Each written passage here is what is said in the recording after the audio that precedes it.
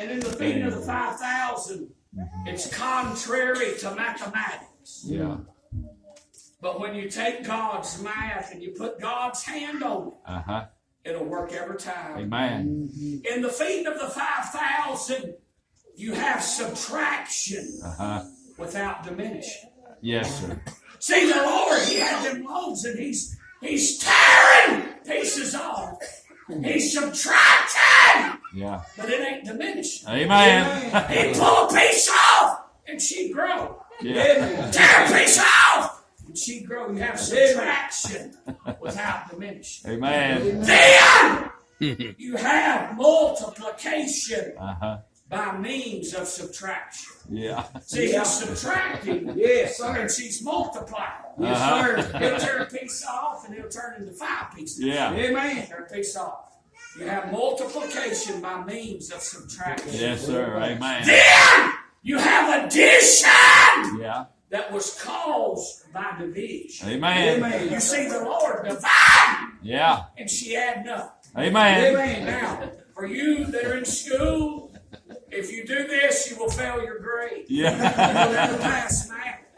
Because you and I, we can't divide and add it. You can't do it. Right. But if you give it to God, God can take something that ain't supposed to be Yeah. and make it work. Amen. You can do it. Yes. Amen. The fractions No problem. Yes. were larger than the whole. Amen. See, they started out with 5 loaves. Yes, sir. And when they ended up, they had 12 baskets. Yes, sir. Amen. You find Amen. fractions Amen. were larger than the whole. Amen. Yeah. And for God to supply their need, Yes. He's done it for them. Yes. God bless. So for Him taking care of your need, Yeah. Yeah. no matter what it may be, Right. I'm glad that I've got a God that is interested in our need. Right. I like to try to read. I really do. It's a hard thing I gotta make myself. Yeah, bless. Talking about supplying the need, talking about interested in you and I read a story of a man. He was born in 1851. His daddy was a slave and his mama was a free woman. And, he was born in 1851, came of age, and God saved him. He got saved and began following the Lord, and wasn't long, and the Lord put the call to preach on him. He surrendered his life to preaching. He got married, had a little family, pastored a little old church. And one day he was sitting at his home in his little room where he studied and got along and prayed and talked to the Lord. And he was sitting in his study, and his wife came to the door. She knocked on the door. And she said, "Honey, we don't have no food in the house." Now, the only way I know to explain it to my age group is like this. When my wife comes to me and says, "Caleb, we ain't got no food in the house. We still got beans, corn, pintos." What she's saying is we don't have what we want to eat. Right.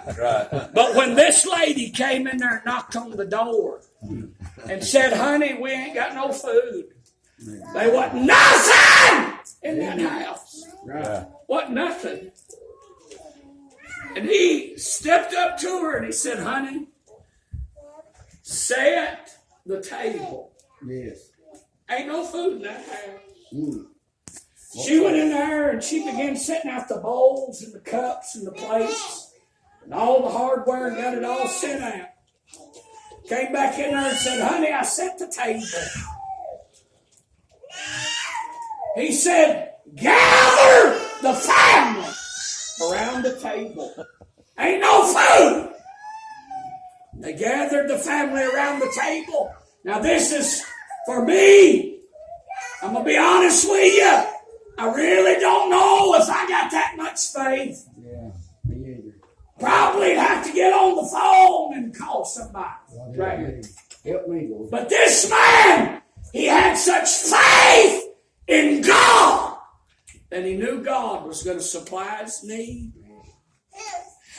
And he began, and he called the family around the table. They came in there and sat down around that table. He said, bow your heads. We fixing to thank God for the food that we're about to eat. So they bowed their head. Ain't no food in no bowl. He said, Lord, I want to thank you for how good you've been to me and my family. Thank you for shoes on our feet, clothes on our back, and a roof over our head. God, I want to thank you for you just being God and being good to me and my family. Yes. Lord, thank you for the food that we're about to eat.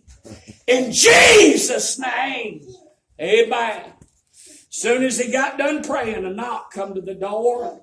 Some neighbors down the way had a big meal that day, had a lot of leftovers. They came up, knocked on the door and said, Brother Charles, said God's been so good to us.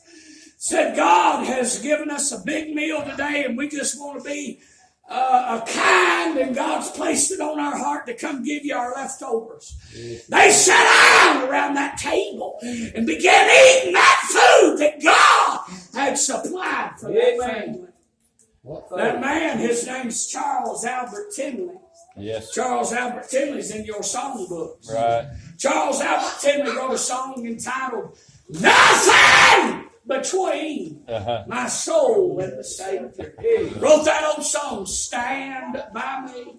Another song that he wrote, If this world from you withholds of its silver and its gold, and you have to get along with meager fare, just remember in his word how he feeds the little bird. Yeah, man. Burdens to the Lord and leave it there.